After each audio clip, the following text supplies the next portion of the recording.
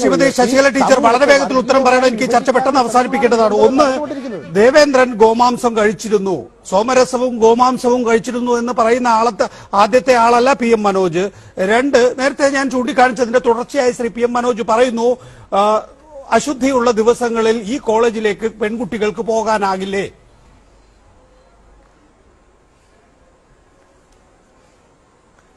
ഇവിടെ വേദങ്ങളിൽ എന്ത് പറഞ്ഞു കേൾക്കാമോ?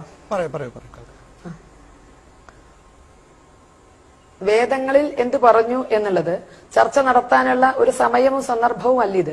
വേദങ്ങളിൽ പുറമേ കാണുന്ന സാമാന്യ അർത്ഥമല്ല ഉള്ളത് എന്നുള്ളത് വേദങ്ങളെ പറ്റി പഠിക്കുന്നവർക്കറിയാം. പുറമേ കാണുന്ന ഒരു അർത്ഥമല്ല വേദങ്ങളിലെ ഓരോ വാക്കുകൾക്കും അതേപോലെ തന്നെ ഓരോ ശ്ലോകങ്ങൾക്കും ഉള്ളത് എന്ന്.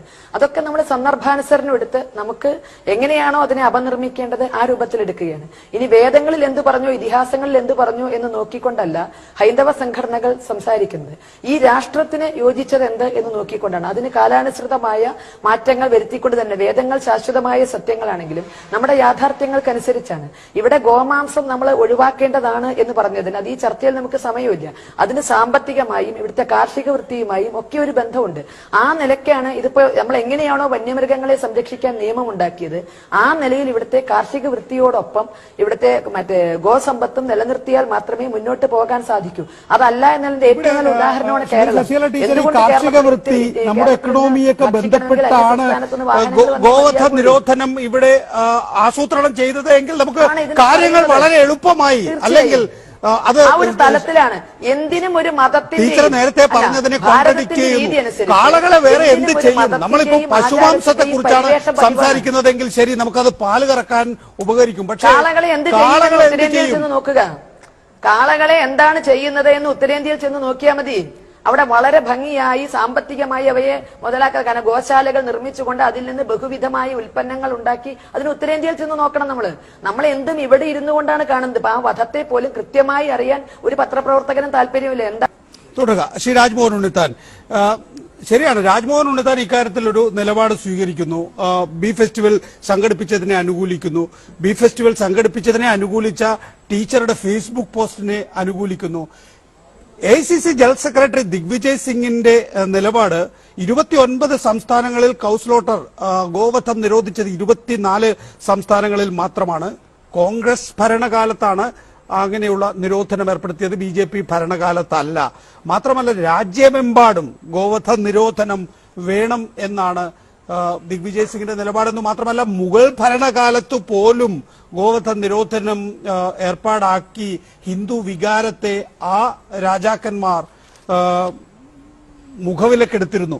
അപ്പോൾ സമാനമായ വിധത്തിൽ ഇന്ത്യയിലും അത്തരത്തിലുള്ള നയങ്ങൾ വേണം എന്ന് കോൺഗ്രസിന് തന്നെ അഭിപ്രായമുണ്ട്.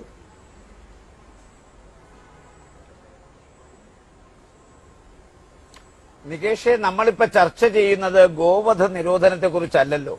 തൃശൂർ കേരളവർമ്മ കോളേജിലുണ്ടായ ഒരു സംഭവത്തെ കുറിച്ചാണ് ചർച്ച ചെയ്യുന്നത്. ഞാൻ പറഞ്ഞല്ലോ, സംസ്ഥാന ഗവൺമെന്റ്, ഇത് ദേശീയ തലത്തിൽ കേന്ദ്ര ഗവൺമെന്റ് എടുക്കേണ്ട ഒരു തീരുമാനമല്ല. സംസ്ഥാന ഗവൺമെന്റുകൾക്ക് ഈ തീരുമാനമെടുക്കാം. കോൺഗ്രസ് ഒരു ജനാധിപത്യ രാഷ്ട്രീയ പ്രസ്ഥാനമാണ്. അതിൽ വ്യത്യസ്തമായ അഭിപ്രായങ്ങൾ എല്ലാ കാലത്തും ഉണ്ടായിട്ടുണ്ട്. ശ്രീ ദിഗ്വിജയ് സിംഗ് പല കാര്യങ്ങളിലും അഭിപ്രായം പറഞ്ഞിട്ടുണ്ട്. ആ അഭിപ്രായം പാർട്ടിയുടെ അഭിപ്രായമല്ലെന്ന് AICC പലതവണ വ്യക്തമാക്കിയിട്ടുള്ളതാണ്. അതുകൊണ്ട് കോൺഗ്രസിൽ ഓരോ വ്യക്തികൾ നടത്തുന്ന അഭിപ്രായ പ്രകടനങ്ങൾ പാർട്ടിയുടെ അഭിപ്രായ പ്രകടനമാണെന്ന് പറയരുത്. കേരളത്തിലാണ് നമ്മൾ ജീവിക്കുന്നത്. നമ്മളെന്തിനാ ഈ വടക്കേന്ത്യൻ സംസ്ഥാനങ്ങളിലേക്ക് പോകുന്നത്? ഇവിടെ ഇപ്പോ ഒരു കാര്യം ഞാൻ പറയാം. ഇവിടെ ശശികല ടീച്ചർ പറഞ്ഞു പിന്നെ മാനേജ്മെന്റിന് ചില തീരുമാനങ്ങൾക്ക് ആവശ്യമുണ്ട്. രാജ്മോഹൻ ഉണ്ണിത്താൻ അറിയാത്തത് കൊണ്ട് എനിക്കറിയാമെന്ന് പറഞ്ഞ് ടീച്ചറുടെ ഈ അറിവിനെ ഞാൻ ബഹുമാനിക്കുന്നതോടൊപ്പം തന്നെ പറയാം, ടീച്ചർക്ക് അറിയാത്തൊരു കാര്യമുണ്ട് രാജ്മോഹൻ ഉണ്ണിത്താൻ അറിയാവുന്ന. കാരണം ഈ മാനേജ്മെന്റ് എന്ന് പറയുന്നത് ഞങ്ങളുടെ തൃശൂർ DCCയുടെ പ്രസിഡന്റായ ശ്രീ ഭാസ്കരൻ നായരാണ്. ദേവസ്വം ബോർഡാണ് ഈ മാനേജ്മെന്റ്. ആ ദേവസ്വം ബോർഡിനെ നിയമിച്ചത് ഞങ്ങളുടെ ഗവൺമെന്റാണ്. അപ്പൊ സ്വാഭാവികമായി ആ മാനേജ്മെന്റ് എന്ത് ചെയ്യണം എന്നുള്ള കാര്യത്തിലൊക്കെ ഞങ്ങളും ചില കാര്യങ്ങൾ തീരുമാനിക്കും. അതുകൊണ്ട് ശശികല ടീച്ചർക്ക് അറിയാത്ത ചില കാര്യങ്ങളുണ്ട്.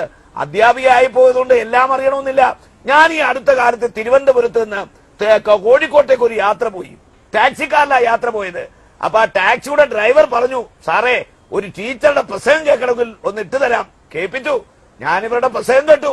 അയ്യോ, ഞാൻ ഞെട്ടിപ്പോയി. കാരണം വാതരോഗം പിടിച്ച് തളർന്നു കിടക്കുന്ന ഹിന്ദുക്കൾ വരെ ചാടി എഴുന്നേറ്റ് ഈ രാജ്യത്ത് മുസ്ലിങ്ങളെയും ക്രിസ്ത്യാനികളെയും ഉന്മൂലനം ചെയ്യുന്ന ഒരു വർഗീയ പ്രസ്ഥാനം. ഞാനൊക്കെ ധരിച്ചു വരുന്നത് ഈ മദനിയാണ് ഏറ്റവും തീവ്രവാദമായി പ്രസംഗം നടത്തുന്ന ഒരാളെന്നാണ്. പക്ഷേ ഒരു മതേതര രാജ്യത്തിൽ ഈ ടീച്ചറുടെ പ്രസംഗമൊക്കെ ഒരു മതേതര രാജ്യത്തെ ഗവൺമെന്റ് നിരോധിച്ചിരുന്നെങ്കിൽ ഇപ്പൊ ഈ അധ്യാപക വൃത്തിയിൽ നിന്നൊക്കെ എന്നേ ഈ ടീച്ചറെ പറഞ്ഞു വിടുമായിരുന്നു.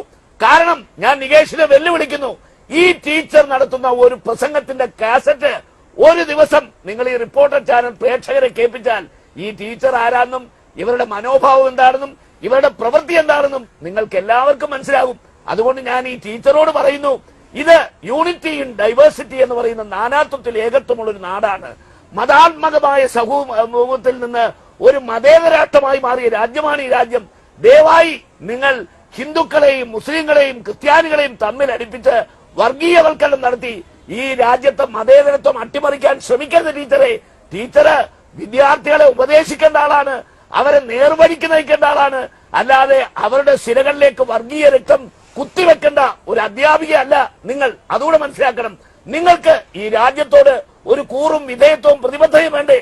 അല്ലാതെ ഹിന്ദുരാഷ്ട്രത്തിന് വേണ്ടി ഒരു ടീച്ചർ ശമ്പളം വാങ്ങിച്ചുകൊണ്ട് ഇങ്ങനെ ഹൈന്ദവവൽക്കരണം നടത്തുന്നത് മര്യാദയാണോ എന്ന് അതിന് മറുപടി പറഞ്ഞ് ടീച്ചർ അവസാനിപ്പിക്കാൻ നമുക്ക് ചർച്ച. കൽബുർഗിയെയും ധബോൽക്കറെയും അതുപോലെ പൻസാരയെയും ഒക്കെ വധിച്ചത് ഉണ്ണിത്താന്റെ വാക്കുകൾക്ക് മറുപടി പറയാനുള്ള സംസ്കാരം എനിക്കില്ല. ഉണ്ണിത്താൻ പഠിച്ച കോളേജിലല്ല ഞാൻ പഠിച്ചിരിക്കുന്നത്.